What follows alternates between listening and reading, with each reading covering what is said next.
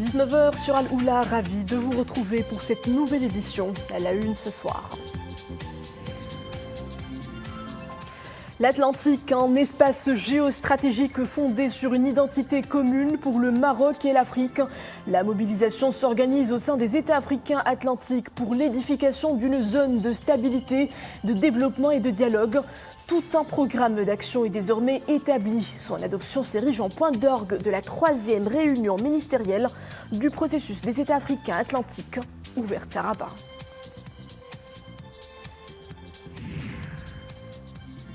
Accord de pêche Maroc-Union européenne, le protocole conclu pour 4 ans en 2019 arrive à expiration dans 5 jours. Nasser Bourita qualifie de satisfaisante la mise en œuvre du protocole et livre la vision marocaine de ce qui fera l'avenir de la coopération avec la partie européenne dans le domaine de la pêche.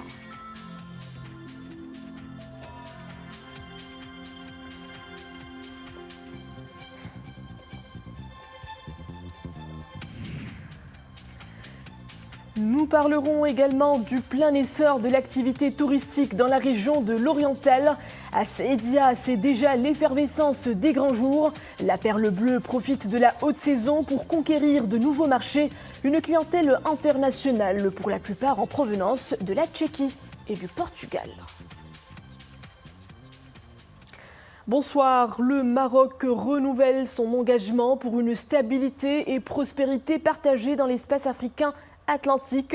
Une véritable vision du Sud menée sous le leadership de Sa Majesté le roi Mohamed VI afin de répondre à des défis communs. La concrétisation de cette vision se fera par le biais d'un programme d'action dont l'adoption sera procédée à Rabat lors de la 3e réunion ministérielle du processus des États africains atlantiques. Les précisions en compagnie de Rachidi Ken Abdelali Ayed, le récit et de Nisrina Oustara. Plus qu'un océan, l'Atlantique est un espace qui regorge d'opportunités dans un monde en pleine gestation. Cette réunion de haut niveau aspire à en faire un espace commun de stabilité, de dialogue et de prospérité, consacré à la prise de conscience des priorités, des opportunités et des défis. La 3e réunion ministérielle du processus des États africains atlantiques propose des initiatives concrètes. Sa devise, une Afrique gagnante, est une Afrique qui fait confiance à l'Afrique. Les Africains doivent cesser d'avoir la main tendue.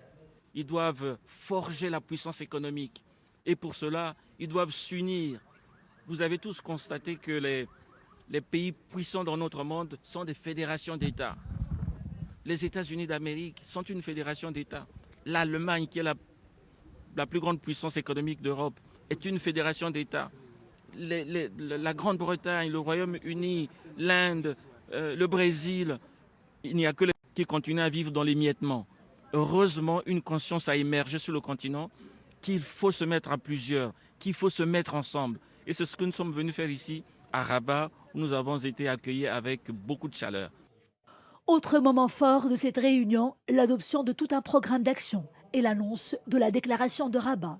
L'idée est d'impliquer un cercle d'intervenants de plus en plus large, société civile, diplomates, journalistes et hommes d'affaires, des acteurs engagés à concilier force économique, développement durable et protection de l'environnement. Pour cela, la lutte contre la pollution marine, l'économie bleue et le tourisme propre s'imposent comme des priorités. Il s'agit de ne pas avoir à choisir entre la fin du mois et la fin du monde. Il est possible de concilier un développement durable et de protéger l'environnement marin. Et le processus que Rabat conduit, le processus de Rabat qui nous réunit aujourd'hui, entend répondre à ces problématiques. Ce sont plus de 50% de la population africaine qui sont concernés par ce processus. Ce sont plus de 50% du PIB africain et ce sont plus de 50% du commerce continental des pays qui appartiennent à ce processus. Donc aujourd'hui, nous sommes dans le cadre de ce processus. Demain, nous serons peut-être dans un cadre d'un processus un peu plus élargi qui pourra associer également les pays américains, les pays donc du continent américain concernés par l'océan Atlantique. La déclaration de Rabat appelle les pays africains riverains de l'Atlantique à parler d'une seule voix et à disposer de leurs propres références. Plus encore, elle les prépare à fédérer leurs actions et à engager des partenariats avec l'Amérique latine, l'Amérique du Nord et l'Europe atlantique. Objectif, profiter pleinement de la richesse d'une double appartenance géographique et géopolitique. En marge de la réunion ministérielle du processus des États africains atlantiques et en réponse à une question d'une journaliste posée lors d'un point de presse, question portant sur l'avenir du protocole de pêche Maroc-Union européenne conclu en 2019, qui arrivera à échéance ce 17 juillet, le ministre des Affaires étrangères, de la coopération africaine et des Marocains résidant à l'étranger, Nasser Bourita, a qualifié de satisfaisante la mise en œuvre du protocole, notant que la coopération a été positive et mutuellement bénéfique durant ces 4 années. Nasser Bourita a également précisé qu'une réunion est prévue cette semaine à Bruxelles entre les autorités marocaines et leurs homologues européennes dans le cadre d'une commission mixte dans le domaine de la pêche pour faire une évaluation conjointe de ces 4 ans. Et Nasser Bourita d'ajouter qu'une réflexion a été menée au sein du gouvernement concernant ces textes de coopération menés avec l'Union européenne. Une réflexion qui tient compte de 3 paramètres. Écoutons à ce sujet la déclaration de Nasser Bourita. Il y a une réflexion au sein du gouvernement marocain par rapport à quelle attitude adopter par rapport à cet axe de coopération à l'avenir. Et cette réflexion menée par le gouvernement tient compte de 3 paramètres. Le premier, il est d'ordre, on pourrait dire, doctrinaire. Le Maroc d'aujourd'hui n'est pas dans ce style de partenariat, ressources naturelles contre appui financier ou appui sectoriel. C'est une coopération peut-être d'une autre période. Le Maroc souhaite des partenariats avec une valeur ajoutée plus claire du Maroc. Ce schéma de partenariat n'est plus adapté à la vision du Maroc de son interaction avec ses partenaires, qu'ils soient bilatéraux, régionaux, multilatéraux. Le Maroc souhaite des partenariats plus avancés, des partenariats où la valeur ajoutée marocaine est plus forte, plutôt que venez pêcher, donner de l'argent et partez. C'est pas le schéma. Deuxième paramètre, c'est que le Maroc a développé des stratégies nationales pour la pêche, le programme Aliotis, qui n'est pas juste une vue d'esprit. Il a des exigences, il met en place une vision. Et cette vision concerne le développement du secteur, concerne les attentes des opérateurs du secteur, et en même temps, c'est une vision qui impose des adaptations dans l'interaction avec les partenaires. Le troisième paramètre que le gouvernement intègre dans sa réflexion et dans son évaluation est lié à des données scientifiques et de repos biologique. La ressource n'est pas une ressource renouvelable de manière indéterminée. Il faut que des études scientifiques soient faites. Il faut savoir comment protéger cette ressource d'abord pour le Maroc et les Marocains. Et sur la base de ces études stratégiques, le Maroc pourra définir quelle serait la nature du partenariat qu'il pourrait avoir avec ses partenaires. Transport aérien, Royal Air Maroc élargit ses ambitions. Le transporteur national accélère son expansion avec en prime le développement conséquent de sa flotte à l'horizon 2037. Un repositionnement concrétisé dans le cadre du nouveau contrat programme 2023-2037 entre Royal Air Maroc et l'État. La RAM devrait ainsi passer du statut de compagnie traditionnelle dotée d'un hub régional moyen courrier nord-sud à celui de transporteur global avec un rythme de croissance supérieur. La compagnie nationale ambitionne à l'horizon de 2037 de se doter de 200 avions, couvrir 143 destinations et atteindre 94 milliards de dirhams en termes de chiffre d'affaires avec 31,6 millions de passagers. L'ARAM a également pour objectif d'accélérer l'élargissement de sa flotte avec un focus sur les pays de l'Amérique, la couverture de l'ensemble du continent africain et le desserrement de l'Asie, mais avec modération. Une desserte aérienne nécessaire pour accompagner le flux massif d'arrivées touristiques dans le royaume. À Saïdia, la fréquentation étrangère se fait de plus en plus sentir. Les professionnels mettent le paquet pour accueillir les estivants nationaux et étrangers. Cette station balnéaire bordée par la mer Méditerranée, porte d'entrée de toute la région de l'Oriental, a le vent en poupe chez nos Marocains du monde, mais également les internationaux. La clientèle tchèque et portugaise en particulier y est attendue en masse cet été. Rachid Letsabi et Maria Ouad. Un village de vacances aux allures de lagon, piscine d'eau de mer à perte de vue et ambiance farniente. La journée s'annonce bien remplie à Saïdia, car tout est pensé pour répondre aux attentes des visiteurs. Des touristes étrangers venus de loin, particulièrement du Portugal et de la Tchéquie.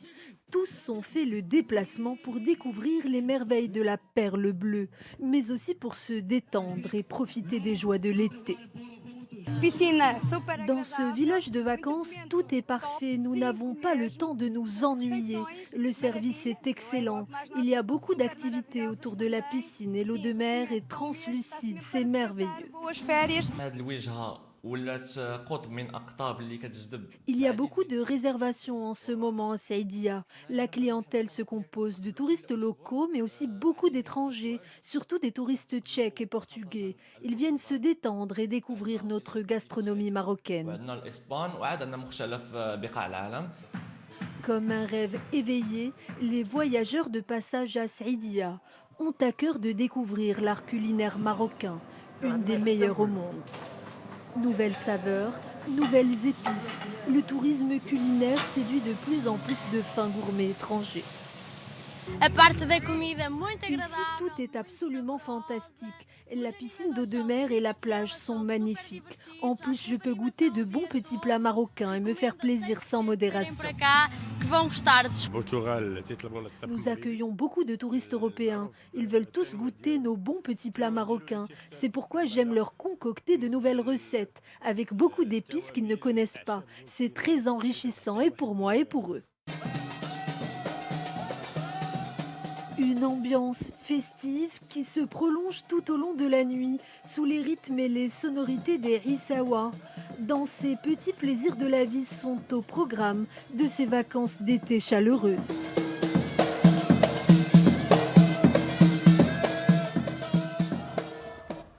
Si nous mettons le cap un peu plus à l'ouest, aux abords de la côte atlantique, nous accosterons à Rabat. La capitale, plutôt connue pour le tourisme d'affaires, s'affirme désormais de plus en plus comme une destination touristique à part entière. En témoignent ces statistiques de l'Observatoire sur le tourisme au Maroc. 172 400 arrivées comptabilisées à l'aéroport de Rabat-Salé. C'est plus de 71% par rapport au volume d'arrivées au cours des 5 premiers mois de 2022. Notez également une recrue de plus de 60% des nuitées enregistrées dans les établissements d'hébergement classés de la capitale. Pour le seul mois de mai, le total des nuitées a augmenté de quelques 79 552 nuitées contre 59 000 en mai 2022. Des chiffres qui viennent confirmer le plein essor touristique de la capitale, métropole culturelle. Et parmi les hauts lieux d'attraction qui font le nouveau visage de Rabat, la plage de Rabat, un beau littoral fraîchement réhabilité sur l'embouchure du Bourg-et-Greg. Sa restructuration confère à la ville balnéaire un nouveau charme et offre surtout aux plagistes un abri naturel, efficace, loin des températures surchauffées de la ville. Abir Meloki, Wassim Amseoud et Maria Ouad. C'est une plage propre, sécurisée et ordonnée qui s'offre désormais au regard des plagistes. Le projet d'aménagement de la plage de Rabat promet à ce site un nouveau visage dans les 6 mois à venir. Les travaux de construction de certains espaces ont commencé. Promenades piétonnes, restaurants, aires de jeu et lieux de détente. Ce projet de réhabilitation de la plage est vraiment le bienvenu car la plage est devenue très propre et sécurisée. Je viens d'ailleurs chaque année avec mes enfants afin qu'ils profitent du littoral. Ce projet d'aménagement de la plage est en train de donner à la ville un nouveau visage. La plage est absolument magnifique et les touristes sont nombreux à venir. Spot de surf incontournable de la ville, la plage de Rabat compte désormais 7 écoles de sport nautique. Une restructuration qui s'inscrit dans le cadre du développement de la ville balnéaire. Nous attendions ce projet de réhabilitation de la plage avec impatience car on a pu y installer nos clubs de surf. Il y a vraiment tout ce qu'il faut ici. Des sanitaires, des vestiaires, des douches. Cet endroit va devenir un lieu incontournable de la capitale. Je viens ici pour surfer car ce spot est magnifique. La plage a été structurée, c'est devenu très agréable d'y passer ses journées. D'ailleurs, ce projet de réhabilitation de la plage est un atout pour la ville de Rabat. D'un montant global d'investissement de 27,5 millions de dirhams, ce projet d'aménagement de la plage de Rabat a atteint un taux de réalisation de 80%. De quoi faire bien des heureux. Notre tour d'horizon de l'actualité internationale nous emmène aux États-Unis. Le pays est touché par des inondations historiques et catastrophiques. Dans le Vermont, État du Nord-Est, les évacuations d'urgence de centaines d'habitants se poursuivent à l'aide de bateaux pneumatiques après des pluies torrentielles abattues, notamment dans la capitale de l'État, Montpellier, où le centre-ville a été totalement inondé. Jusqu'à 20 cm de hauteur de pluie relevée par endroits. Vous le voyez sur ces images, des routes impraticables fermées à la circulation jusqu'à la mi-journée d'hier. Le président des États-Unis, Joe Biden, a proclamé l'état d'urgence pour le Vermont, alors que de nouvelles pluies sont prévues plus tard dans la semaine. Direction Vilnius, la capitale lituanienne, à l'heure du sommet de l'OTAN. L'Alliance atlantique réunie 18 mois après le début du conflit russo-ukrainien. L'occasion pour le président ukrainien de saluer l'annonce d'une aide militaire à long terme de la part des pays du G7. Volodymyr Zelensky a toutefois souligné que cette aide ne pouvait se substituer à une future adhésion de son pays à l'Alliance atlantique. La meilleure garantie pour l'Ukraine est d'être dans l'OTAN, a encore martelé Volodymyr Zelensky. Okay. So you can also answer on. Retour chez nous, je vous propose à présent une escapade culturelle au cœur de la petite ville saharienne. Tantan, à l'heure de son célèbre Moussem, ce rassemblement annuel réunit des tribus sahariennes sous diverses expressions artistiques et musicales. Hier, la ville a abrité un carnaval de tradition locale, l'occasion pour les festivaliers et visiteurs de la ville de découvrir toute la variété de son patrimoine immatériel de l'humanité. Un moment d'émerveillement capturé par nos correspondants sur place, Mustafa Ribani, Mohamed Amin Amouri, commentaire Zakaria Moukibillah.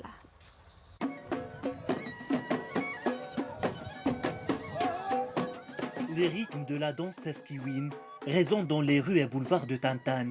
Cette danse guerrière du Haut-Atlas daterait du Xe siècle. Elle est inscrite par l'UNESCO sur la liste du patrimoine culturel immatériel.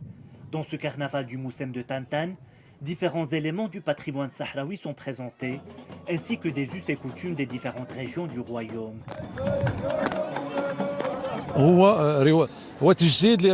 Ce carnaval est une vitrine des éléments culturels immatériels inscrits à la liste de l'UNESCO. Il y en a 12 en tout. C'est une occasion pour les habitants et visiteurs de découvrir ce patrimoine mis en valeur dans l'exposition permanente. Ils peuvent y apprécier le festival des cerises, la fauconnerie ou encore la danse de Taskiwin. Habits traditionnels, chants, chorégraphies, le carnaval de Tantan offre une variété de représentations hautes en couleurs. C'est la première fois que j'assiste au Moussem de Tantan. J'ai beaucoup apprécié l'ambiance. Le carnaval est génial. Nous sommes originaires de Casablanca et nous avons choisi de venir à Tantan spécialement pour le festival. Il y a beaucoup d'activités au programme. Cet événement est une vitrine pour la culture hassani. Il contribue à faire connaître la ville de Tantan et à promouvoir l'activité touristique. Autre élément inscrit sur la liste du patrimoine culturel immatériel, la Tboreda. Dans cette compétition qui a réuni 17 sorbas, les cavaliers ont rivalisé de compétitivité pour dévoiler leur maîtrise de l'art équestre traditionnel marocain. Le monde de la littérature en deuil, l'une de ses emblématiques figures s'est éteinte. L'écrivain tchèque naturalisé français Milan Kundera est décédé à l'âge de 94 ans. Grand écrivain de l'exil, lui qui a quitté son pays natal dans la foulée du printemps de Prague, infatigable défenseur du roman et du droit à la fiction, Milan Kundera est aussi le romancier de l'existence avec tout ce qu'elle a de plus complexe et toutes les possibilités qu'elle nous offre. On lui doit l'insoutenable légèreté de l'être, risible amour, la valse aux adieux ou encore l'immortalité. Des livres où l'écrivain ne laisse pas insensible grâce au regard profond qu'il jette sur les choses et sur les êtres. Un regard qui dépeint avec une rare sensibilité nos sentiments les plus intimes et qui touche au plus profond notre mémoire poétique. Les hommages fusent aujourd'hui de partout, louant les qualités intellectuelles et humaines d'un monstre sacré de la littérature à l'œuvre gigantesque et à la vie discrète. Et c'est ainsi que s'achève cette édition. Merci à vous de l'avoir suivi. À 21h, le retour de l'information en langue arabe. Excellente suite des programmes à tous sur Al-Oula.